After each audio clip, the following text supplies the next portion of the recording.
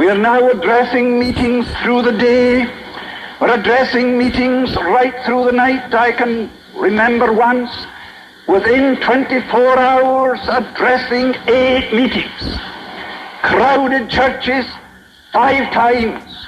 Twice out in a field, once down at the shore, where men had come across a loch there, old men, and they were so moved that night.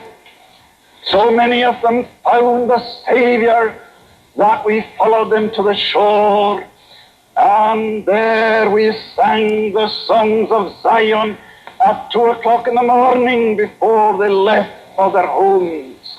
Oh, my dear people, that's God at work. That's God at work. That's revival. I remember one night a man coming to me and saying, would it be possible for you to visit our parish? Well, I said, it all depends on when I could visit the parish.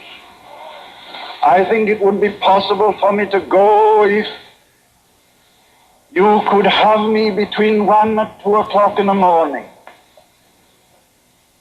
So it was decided that I should go at 1 o'clock, 1:30. I arrived there to find a large church, one of the large churches in Lewis, crowded to capacity with as many outside.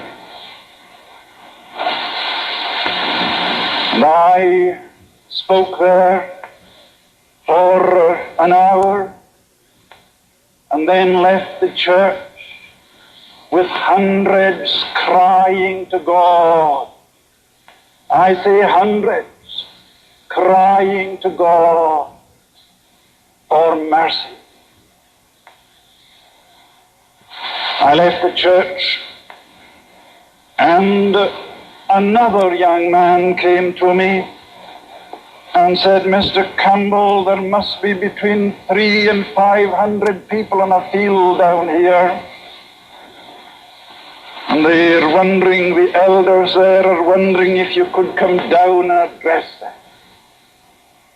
And I went down, and I found this crowd, oh, it was easy to address them, because the Spirit of God was hovering over us. The Spirit of God moving.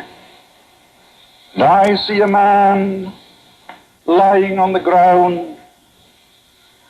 Oh, he's in distress of soul, in terrible distress. And then 4 young girls, I would say about 16 years of age, they came over and they knelt beside him. And I hear one of them saying, listen, the Jesus that saved us last night can save you now.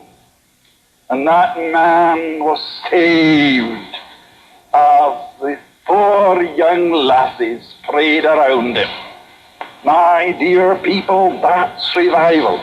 But I think I ought to tell you a rather amusing incident. We weren't in favor with all. There was a certain section of the Christian church that bitterly opposed me. Oh, I was a mad Arminian. And I was teaching strange doctrine. When I was proclaiming that the baptism of the Holy Ghost was a definite subsequent experience to conversion. Now, my dear people, I believe that. May cross your path, but there it is. I want to say this in passing, that I believe it was because the people of Lewis grasped that truth that we can say today we know practically nothing of backsliding from that gracious movement of years ago. It is because they entered into the fullness. Because of that, a stream of men and women going out into full-time service. Well, we're singing at this meeting when I saw the door of a cottage opening, and I saw an old woman coming out with a black shawl on her, and she walked over And she got a hold of one of the elders, a tall man, a strong man, a heavy man. And she said to him, I wish you people would go home and let people sleep. I can still see that dear man going over to her and taking her by the shoulders and shaking her and saying, woman, get away home, you've been asleep long enough.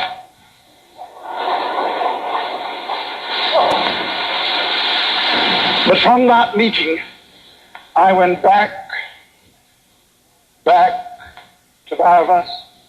And when we arrived at the manse, the minister was with me. We found an elder waiting us to say that a farmer was in great distress of soul. Now, this man hadn't been near a church for 12 years. He just lived for his cattle and horses. He lived for the earth. But he had a godly wife and a godly daughter. And they were concerned about him. They invited me prior to this incident to the farm, and I spoke to the old man, and he said, oh, well, I may turn up at the church sometime. A day or two after that, he was seen walking down the road to the church, and one of the elders said that he thought the suit he had on was the suit that he married in. It wasn't certainly a modern one. He went to the church at any. And the church was so crowded that he had to sit on the pulpit steps just quite near to me. And God spoke to him. Oh, he was in a fearful state, crying and repeating, God, hell is too good for me. Hell is too good for me. Oh, that we could see conviction. That is one thing that I've been crying for after this conference. That conviction of sin that'll get men and women prostrate in the presence of God. Oh, give it to us. Give it to us. But that night,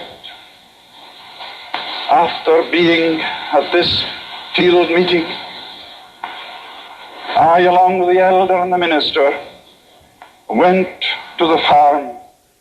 We found every room in the farmhouse packed with people praying. Oh, they were praying for the farmer. They were afraid that he would go mental. So I said to the wife, where is Donald? Oh, he's down in the room there. He's in a terrible state.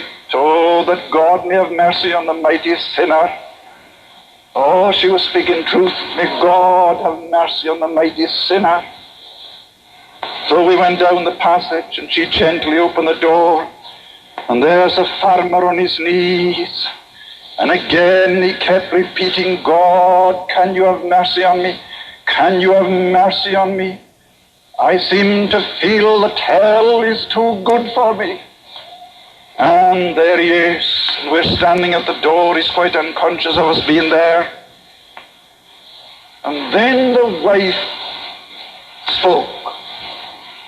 Now, you needn't laugh at this. I'm just stating a fact. The wife spoke. And this is what she said.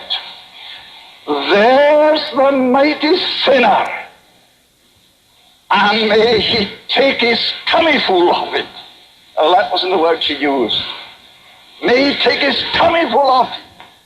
What does she mean? Oh, she was crying to God that God would so shake him out of his sin that his experience of God would be real. Let him stew in his conviction, in the words of Mary Morris.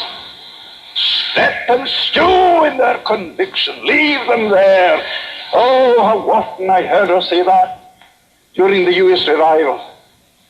Leave them there. Let God deal with them.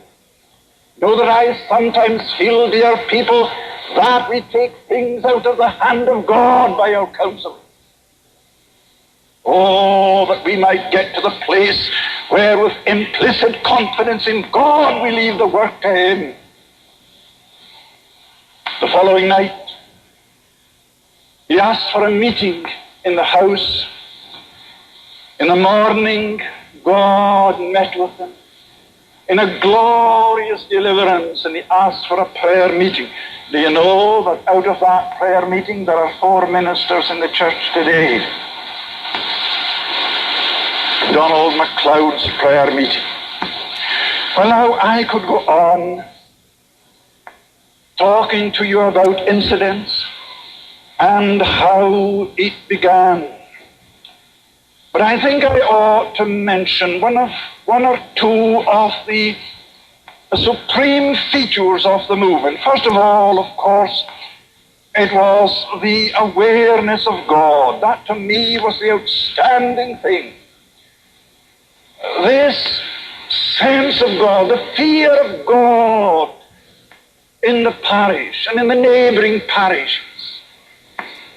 You could speak to any person and you would find them thinking about God and crying for mercy.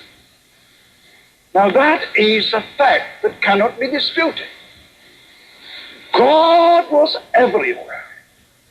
And because of this awareness of God, the churches were crowded through the day, right on through the night till 5 and 6 o'clock in the morning. In revival, time does not exist. You see, the presence of God puts to flight program.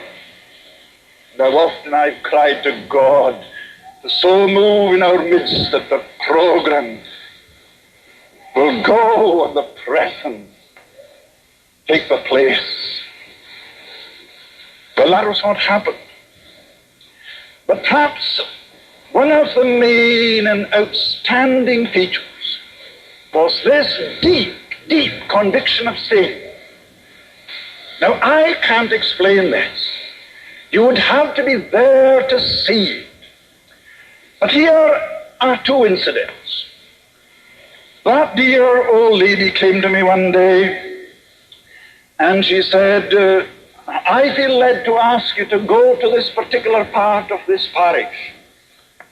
There are mighty sinners there that need salvation. Well, I said to her, you know, I have no leadings to go there. There are men there that are bitterly opposing me, and I don't suppose I could get any place to hold a meeting. And she looked at me and said this, Mr. Campbell, if you were living as near to God as you ought to be, He would reveal His secrets to you also. And I took that as a rebuke, and I went back to the manse and I said to the minister, I think we ought to spend the morning with old Peggy and wait upon God with her in the room. So she agreed, and she and her sister knelt with her in their little room. And that dear woman began to pray. And I can give you her prayer. Lord, you remember the conversation we had this morning at 2 o'clock. And you told me you were going to visit this part of the parish with revival. And I've just spoken to Mr. Campbell about it, but he's not prepared to think of it. You better give him wisdom because the man badly needs it.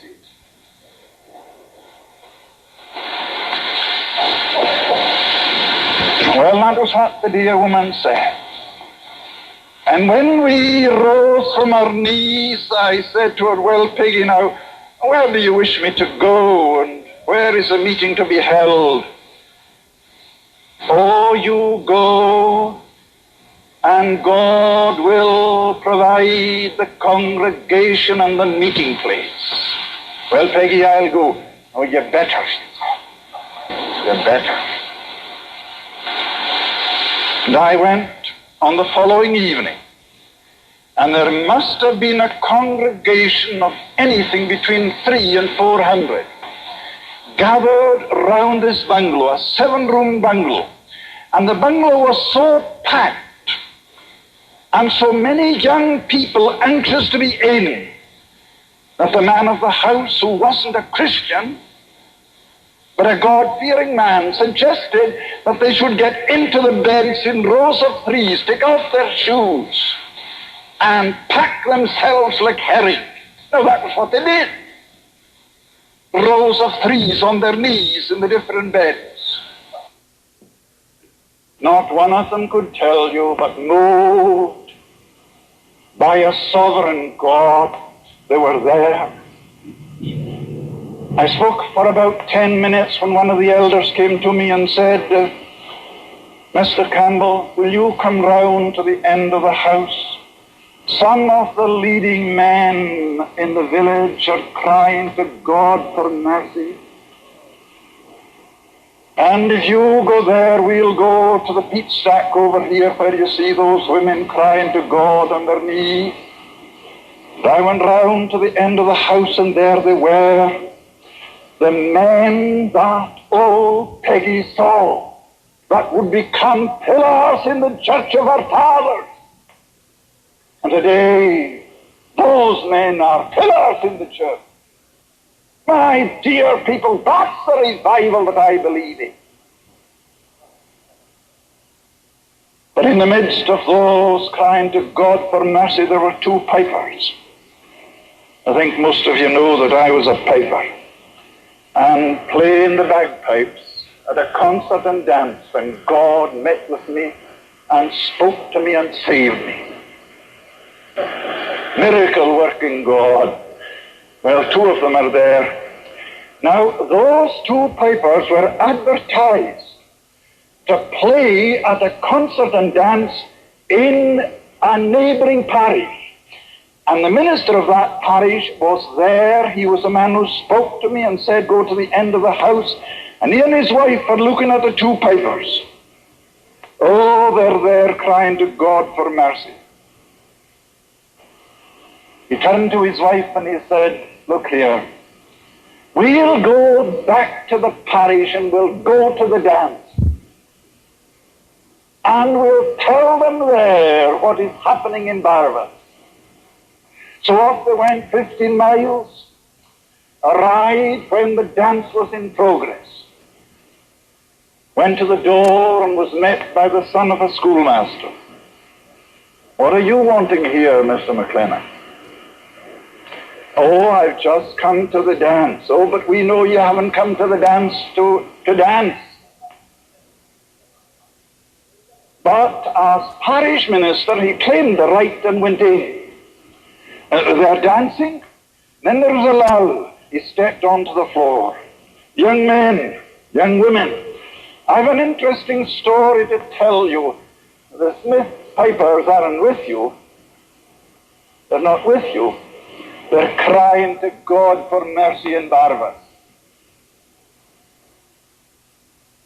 A stillness. Oh, the stillness of eternity, and quoting the words of the minister, came over the dance. And then he said, young folk, listen, I would like you to sing a psalm with me. And I think we ought to sing Psalm 50, where God is depicted as a flame of fire. He began to sing, he's leading it himself.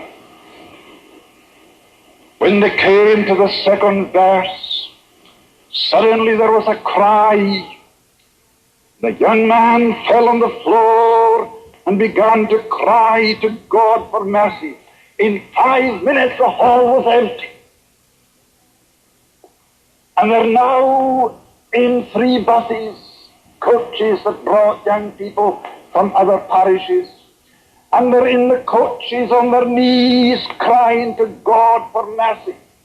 And listen, the young man who fell on his knees that night was inducted to a parish church just before I came across to Canada. That's God at work. The Spirit of God so moved The conviction was so terrible that we could only leave them there. I suppose you've read about the most remarkable movement. The Acts of the Apostles repeated again. It's in the village of Arnhem. A young girl who was with you here for several years and came to us last year, she was up there just now. And she was over at the house that shook when the elder prayed. Now that was what happened about midnight. The situation was difficult. Again, bitter opposition. Bitter opposition. He's teaching error. So it went on. But at midnight, this man got up to pray. And I still recall his words. God, do you know that your honor is at stake? Do you know that you made a promise that you're not fulfilling? Now there are 5 ministers here along with Mr. Campbell. I don't know where any of them stand, not even Mr. Campbell. But if I know anything at all about my own poor heart, I think I can say that I'm thirsty. I'm thirsting for a manifestation of your power. And then, about 1:45 in the morning, he stood up and said this: God, on the basis of your promise to pour water on the thirsty, I now take it upon myself to challenge you to fulfill your covenant engagement. And when that man said that, the farmhouse shook like a leaf. An elder, or rather a minister, said to me, an earth tremor. I said, yes, but I had my own thoughts. And when John Smith stopped praying, I pronounced the benediction and went out of the church to find the whole community alive. The whole community alive. Opposition had fled, and the gracious movement broke out that is spoken of in Scotland today as the Arno Revival. One of the mighty movements in the midst of this gracious visitation. You know that the drinking house was closed that night, and it's never been opened since. Never been opened since. The men who used to drink there and spend the evening there are now praying in our prayer meetings. And one of them is a minister in southern Arabia, Donald MacPhail. Well, I could go on. But that was how the movement began. Conviction, distress of soul, 14 young men standing in a hall discussing the amount of beer that was to be brought to the parish for a dance on Friday. Suddenly one of them turns to the others and says, boys, let us increase the amount. I believe that this is the last time that beer is going to come to this parish. Another young man said, Angus, are you suggesting that the revival is going to come to this godless parish? I cannot say what is going to happen or what is going to come, but something is happening to me. And that was all that he said. But listen, dear people. 14 young men fell on their knees in front of the public hall and were there for over an hour, and all of them saved. And 11 of them are office bearers in that church today. And that is one community. After that gracious movement, when you couldn't find a single unsaved soul in the parish or in that part of it. My dear people, do you good folk understand what revival means? Have you a conception of what it means to see God working? the God of miracles, sovereign, supernatural, moving in the midst of men, and hundreds swept into the kingdom. Oh, that we might see it, that we might see it. Now, my time's gone. But you ask, now, what are the fruits of it? You've already said that you know nothing about backsliding. Now, that is true. I could count on my 5 fingers all who dropped off from the prayer meetings. You see, in Lewis, and in the Highlands generally, they would no more believe that you were a Christian than they would believe that the devil was a Christian if you don't attend the prayer meetings. And I agree with them. I certainly agree with them. When a soul is born again, suddenly there is created a hunger to be among the praying people of God. The prayer meetings become crowded. You couldn't find a parish in Lewis today that hasn't 5 prayer meetings. The local press stated in the midst of the movement, there are more people attending the prayer meetings now than attended public worship on a communion Sunday. Now that's true. Well, that is one of the outstanding features relative to the fruit that remains. And from those prayer meetings, now get a hold of this, from those prayer meetings, a movement has begun now that is sweeping through Lewis. Where is it? Among whom? Among the teenagers. Among young men and young women that some time ago would be making their way to town, to the pictures, or to the dance, or to the drinking houses in the town. But today, in their scores, now I'm not saying it's revival, not in the sense that we witnessed it some years ago, but in parishes tonight, you will find perhaps half a dozen prayer meetings in progress. They were in the church, and from the church they go for a bite of supper, and then to houses here and there to wait upon God till 2 o'clock in the morning. And in those prayer meetings, young people, young men and women, teenagers and others, are coming savingly to Christ.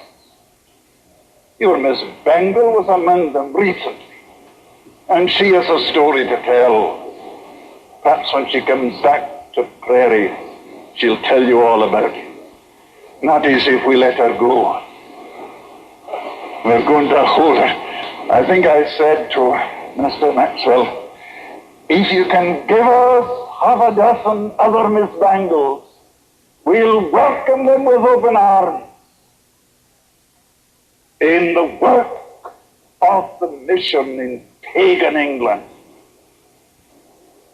I didn't pass it. Well, it may drop a seat somewhere. But that is true. The movement continues.